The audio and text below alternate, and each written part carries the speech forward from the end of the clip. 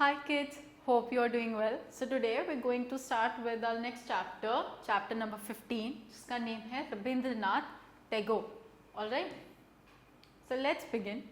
Rabindranath Tagore was one of the greatest poets, dramatists, novelists of India.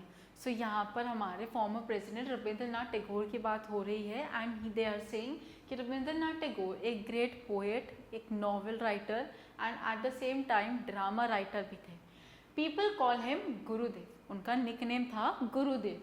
He wrote our national anthem और उन्होंने हमारा national anthem भी compose किया. He has also written the lyrics to the national anthem. So let's start with the chapter now. India is the land of many great scholars. Many great saints, poets, writers, leaders were born here. So first two lines में we can see कि हमारी country को appreciate किया जा रहा है. They are saying कि यहाँ पे बहुत great scholars आए. Scholars का मतलब होता है people who achieve great success in academics. All right. Many great saints, poets, writers, leaders were born here. In the next line we see कि उन्होंने कुछ professions का नाम लिया. For example, saints, poets, writers and leaders. All right. जो हमारी country में born हुए हैं. But a person who had all types of qualities was Rabindranath Tagore. But लेकिन वो एक पर्सन जिनमें ये सभी क्वालिटीज़ थी वो थे Rabindranath Tagore. He was not only a poet but he was also a saint, writer, dramatist, musician etcetera. In reality he had a wonderful sense of humour and as a child was a great day dreamer.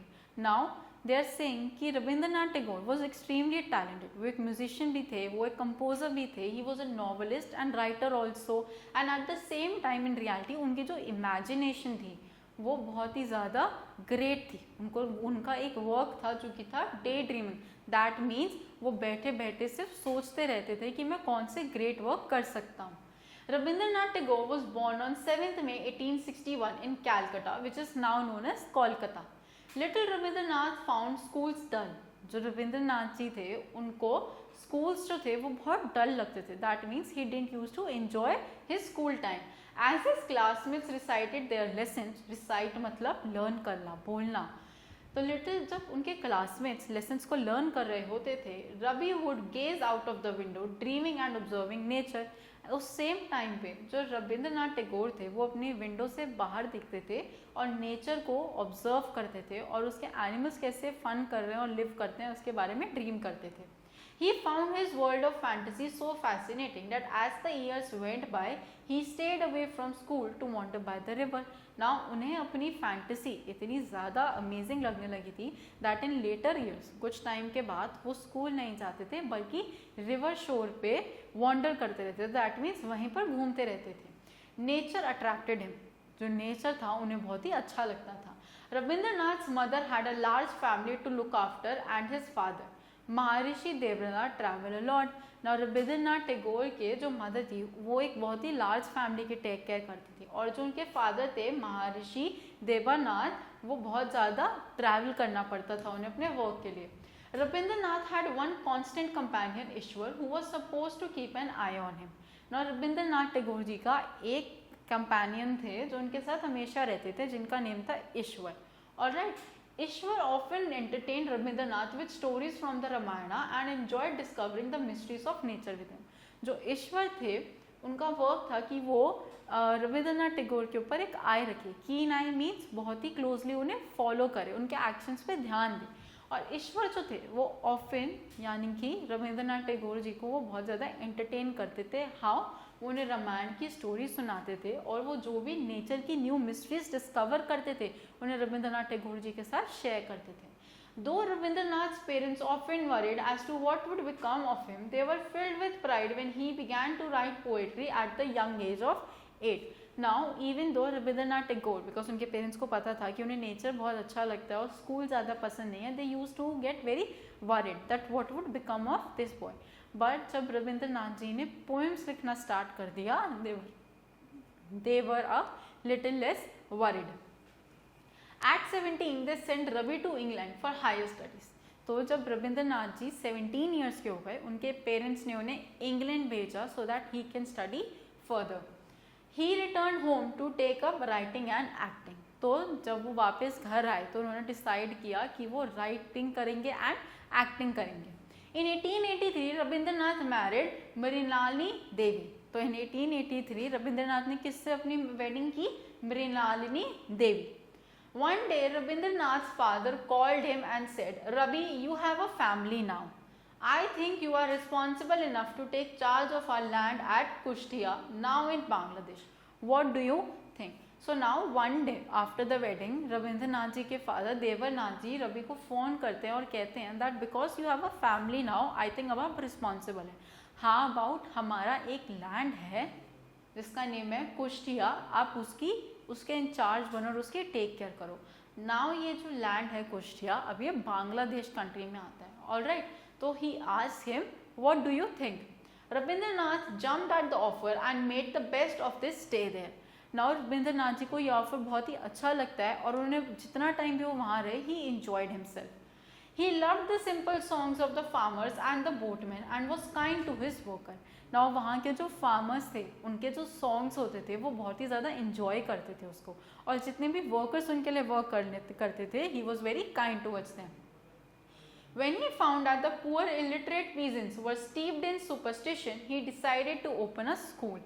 So when he found कि जो poor illiterate peasants थे, alright, यानी कि जो बहुत poor people थे वो बहुत ज़्यादा पुअर थे कि अपने चिल्ड्रन को टीच भी नहीं कर पा रहे थे, तो वो क्या करते हैं, वो आगे आते हैं और कहते हैं कि हम स्कूल को ओपन करेंगे. Now the word here is written superstition.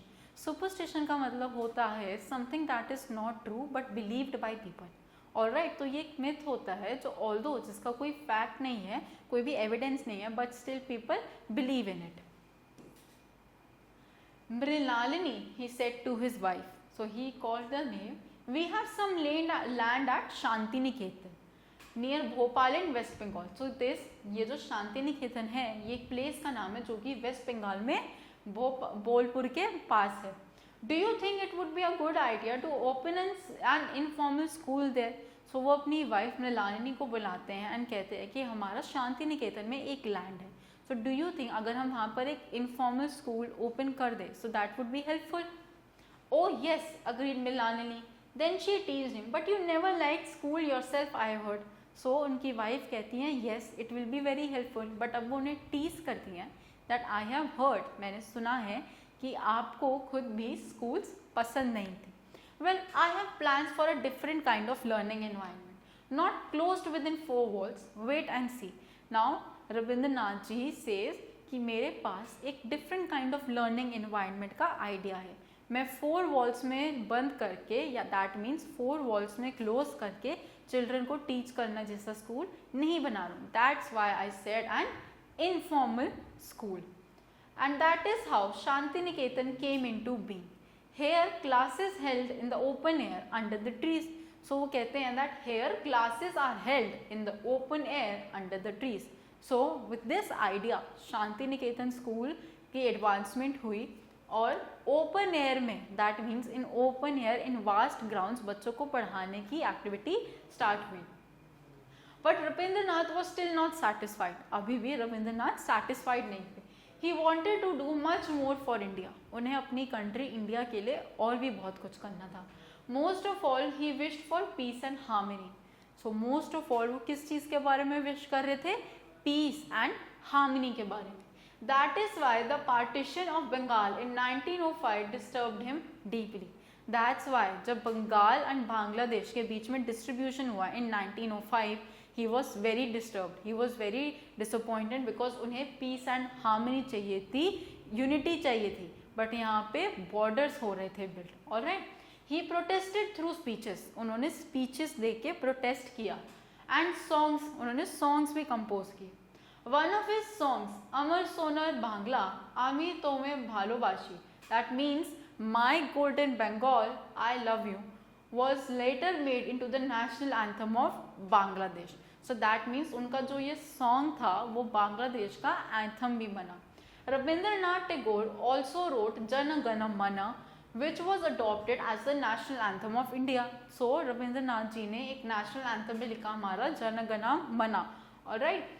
Gurudev Rabindranath Tagore, as he is lovingly called, was awarded the Nobel Prize for Literature for his book of poems Gitanjali. तो उन्हें अपनी बुक गीतांजलि के लिए भी एक Nobel prize मिला. He was an excellent writer. His collection of song is called Ravindra संगीत. Alright, सो जो भी उनका म्यूजिक था, जो भी उनके सॉन्ग्स का कलेक्शन बना, उसको नेम दिया गया रविंद्र संगीत. This poet, painter, nationalist and philosopher died at the age of 80 on 8 August 1941.